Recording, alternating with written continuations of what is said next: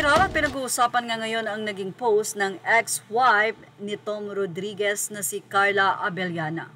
Well, sino nga ba ang mag-expect na ang nasabi nga pong 7 taon na pagsasama nila Tom na kung saan ay talaga namang isa sa pinupuri na relasyon sa showbiz dahil nga intact at talaga namang lagi silang magkasama sa mga vlog. Makikita mo kung paano minamahal ni Tom at ni Carla ang isa't isa. Pero nakakalungkot nga ang nangyari matapos ang kasalan. Ang 1 buwan na pagsasama ay nauwi sa hiwalayan. Ganun pa man, matagal man ang nasabi nga pong issue about sa tunay na hiwalayan ng dalawa, hindi man talaga nila inamin kung ito ba ay about sa third party, sa money, kahit na nga mayroong mga lumalabas na maraming issue at bakit nga ba tila hindi napatawad ni Carla Abellana ang kanyang ex-husband kahit na nga sila ay kinasal at may sinumpaan na ganun nga ba katinding kabigat ang nasabing kasalanan ni Tom Rodriguez para ang nasabi nga pong hiwalayan ay hindi na maayos at kahit anong pagsusumamo noon ni Tom sa kanyang ex-wife na si Carla ay hindi na talaga ito tinanggap ng nasabi nga pong aktres.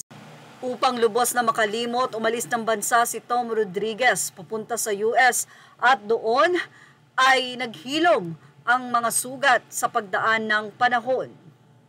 Kinalauna na ipinakita na nga ni Tom Rodriguez ang kanyang bagong pamilya.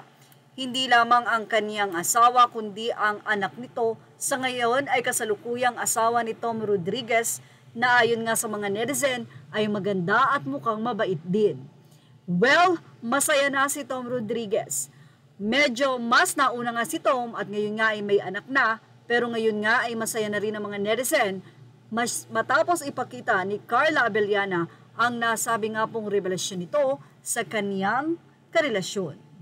May pa-face reveal na nga si Carla Abellana. Sa kanyang social media post, ibinahagi ni Carla ang isang guy na kung saan ay halata naman may relasyon sila. Pero isang photo mula sa comment section ang ibinahagi ng mga fans. Ito ay mula sa Pinterest kung saan buo na nga ang photo na ibinahagi ni Carla Abellana. Well, sa inang mga netizen, ang gwapo.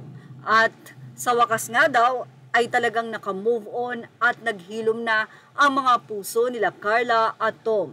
Pero sa inang mga netizen, sana nga daw ay ito na ang endgame or makatuluyan ni Carla. Pero dahil nga may phobia na si Carla sa kasal, mapakasalan kaya o magpakasal kaya ang dalawa? Well, hiling lang ng mga netizen na sana nga daw ay ito na ang lalaki na mamahalin si Carla at ganun din naman sa aktres. At yan ang ating showbiz snap update. Thank you for watching. Images are all credit to the rightful owners. Please like, share, and subscribe.